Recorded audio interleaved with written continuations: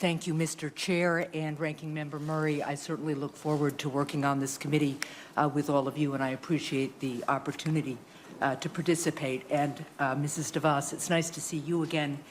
Thank you for being here today, and your family as well. And I think all of us here share a commitment to public education and understand the essential nature to our democracy. I would echo my colleagues' call for another round, at least, of questioning, because I think our job here is not just to talk about ideas, but actually to drill down to how things actually work in practice. And so I want to talk about one of those situations that we began to touch on in my office when we met. And it echoes a little bit of what Senator Collins was just talking about in terms of full commitment to our students with disabilities, and what Senator Cassidy was talking about in terms of access to quality education for children with dyslexia. My son, Ben, experiences very severe physical disabilities. He has cerebral palsy. He can't speak. He can't use his fingers for a keyboard. He doesn't walk. But he's smart and the best kid on earth, I do say so myself. He got a quality public education at our local school. He's a graduate of Exeter Area High School in Exeter, New Hampshire.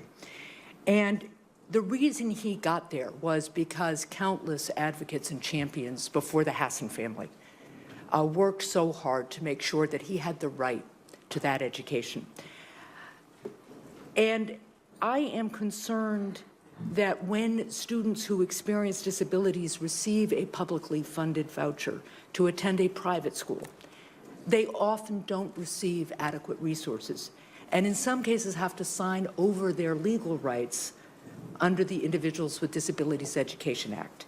So do you think that families should have a recourse in the courts if their child's education does not adequately meet his or her needs, whether it's at a school where they get a voucher or in a more traditional public school?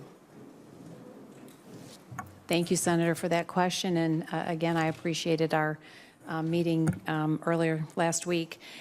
Let me begin by saying I appreciate and am thankful that you've had the opportunity with your son, Ben, to find the right setting for him. And I would advocate for all parents to be able to have that opportunity to choose the right school for their child. I had the opportunity to send him to the same public school that my daughter went to,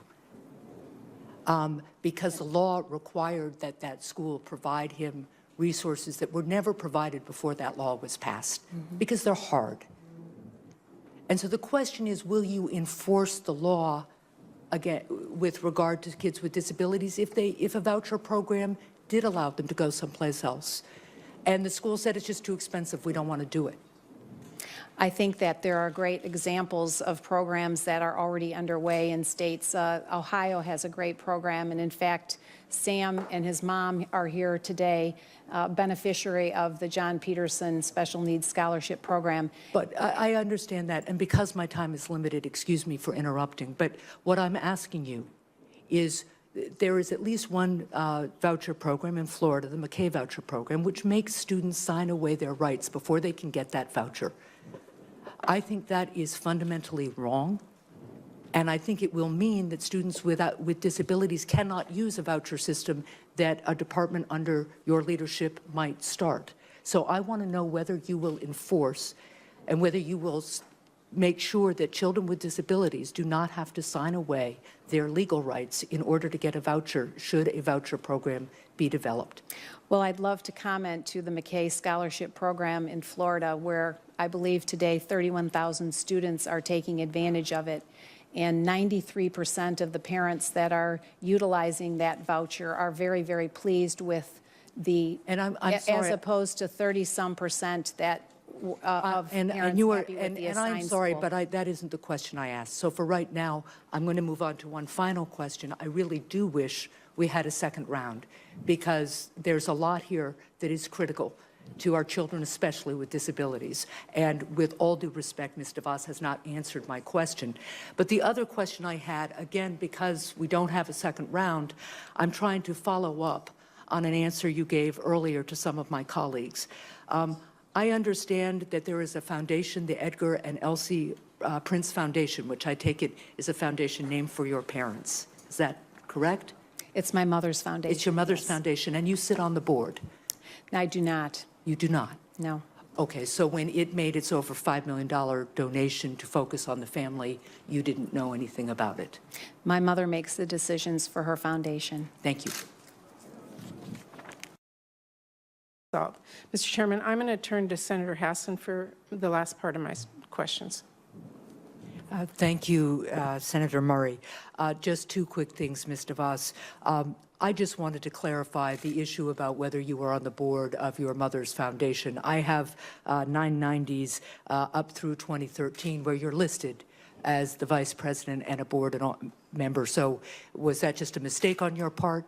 That was a clerical error. I can assure you I have never made decisions on my mother's behalf on her foundation board. So the listing that you were the vice president of the board is incorrect? That is incorrect. Okay, thank you. The other thing I just wanted to circle back to, I want to go back to the Individual with Disabilities and Education Act. That's a federal civil rights law. So do you stand by your statement a few minutes ago that it should be up to the states whether to follow it?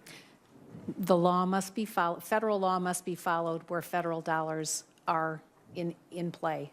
So were you unaware when I just asked you about the IDEA that it was a federal law? I may have confused it. It guarantees absolutely basic protections to students with disabilities to ensure that they are afforded a high-quality education with their peers.